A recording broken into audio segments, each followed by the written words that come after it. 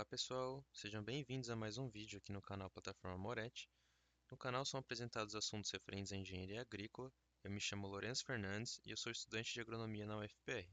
Hoje eu trago para vocês esse vídeo referente à evaporação em diferentes tipos de solos, como a textura do solo influencia a perda de água. Eu começo falando para vocês então sobre o que é a evaporação do solo, né?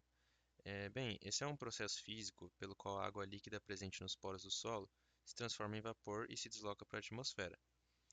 Ocorre o fluxo de água do solo para a atmosfera sem passar pela planta, né? Diferente da transpiração. Ele depende fortemente das propriedades físicas do solo. Agora eu irei falar sobre os tipos de solo e suas características físicas-chave. Eu começo dizendo sobre o diâmetro das partículas conforme a escala de Atterberg e depois irei abordar sobre as demais características.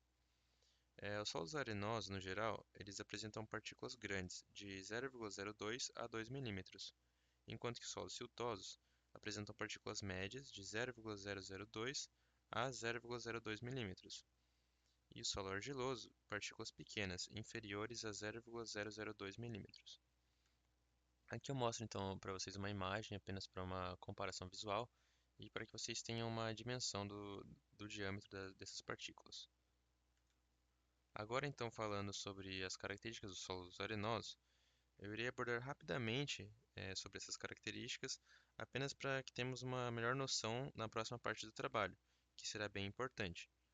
Então, começando pelas características dos solos arenosos, ele apresenta a textura com predomínio de partículas de areia, a sua porosidade em maioria é macroporos, a infiltração e drenagem rápida, retenção de água baixa devido à alta percolação e aeração alta.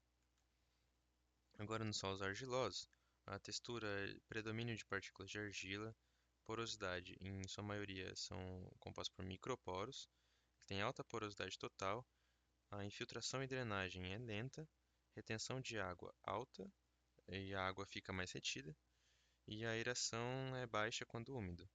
Esse solo ele tem tendência a formar agregados, a expandir, contrair e formar crostas na sua superfície. Agora sobre solos siltosos, a sua textura é de predomínio de partículas de silt, porosidade é equilíbrio entre macro e microporos, infiltração e drenagem moderada, retenção de água moderada a boa e aeração moderada. Agora vamos falar sobre o processo em si da evaporação e a influência direta do solo.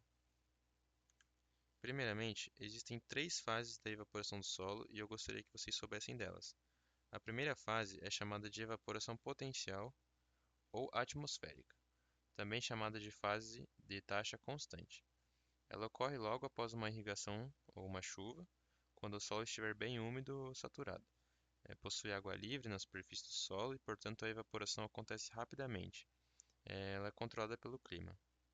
Em resumo, essa fase apresenta então um solo molhado, água em sua superfície e uma evaporação máxima. Agora, o comportamento dos solos nessa fase 1. O solo arenoso ele apresenta alta taxa de evaporação, com a água escoando rapidamente pelos macroporos, chegando na superfície com facilidade e seca rapidamente. O solo argiloso ele tem taxa de evaporação um pouco menor. A água é retida nos microporos, dificultando a evaporação direta, mesmo estando bem úmido. O solo siltoso ele tem comportamento intermediário. Ele vai reter mais água que o arenoso, porém evapora mais que o argiloso. A segunda fase ela é chamada de evaporação reduzida ou taxa decrescente. A superfície do solo começa a secar, forma uma zona de seca superficial, a água da zona mais profunda se move por capilaridade até a superfície e a taxa de evaporação diminui, já que vai depender da capacidade do solo em transportar água até a superfície. A condutividade hidráulica não saturada do solo passa a influenciar bastante, e a textura também.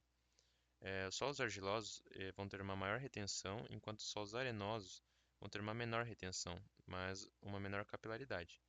Em resumo, essa fase apresenta uma superfície seca, a água sobe por capilaridade e a evaporação diminui. Sobre o comportamento dos solos na fase 2, o solo arenoso, a água não consegue subir com facilidade das camadas mais profundas devido à baixa capilaridade. A superfície vai secar rápido e a evaporação é reduzida drasticamente. O solo argiloso, Ele mantém a evaporação por mais tempo, a sua capilaridade elevada vai permitir que a água continue subindo para a superfície. No solo siltoso, ele tem boa capilaridade, permitindo um fluxo razoável de água para a superfície, com taxa de evaporação contínua moderada. A terceira fase ela é chamada de evaporação residual ou evaporação difusa. Nela, o solo vai estar muito seco e a água restante estará fortemente retida nos microporos. A evaporação é muito lenta e se encontra bastante limitada. A água vai se mover por difusão de vapor no interior do solo e não mais em forma líquida. A taxa de evaporação atinge valores mínimos. A evaporação também vai ocorrer em profundidades maiores e quase não tem mais perda significativa de água. Em resumo, nessa fase, o solo estará seco, com pouca água disponível e a evaporação será mínima. Sobre o comportamento dos solos na fase 3, o solo arenoso apresenta uma evaporação que é praticamente cessada ou pouquíssima água retida. E o solo argiloso, a água ainda estará presente, porém está fortemente retida nos microporos. A evaporação é lenta e vai ocorrer por difusão de vapor. No solo siltoso, o comportamento fica entre o arenoso e o argiloso. A evaporação residual ocorre lentamente. Além do tipo de solo, a evaporação também é afetada pelo clima, pela cobertura do solo e pelo conteúdo de água no solo. Agora falando sobre as implicações práticas e a conclusão. Bem, podemos citar o manejo de irrigação, já que com ele podemos definir uma frequência e uma lâmina de irrigação mais adequadas ao tipo de solo. A seleção de culturas também, pois dependendo do tipo de solo, podemos escolher culturas que mais se adaptariam àquele tipo de solo.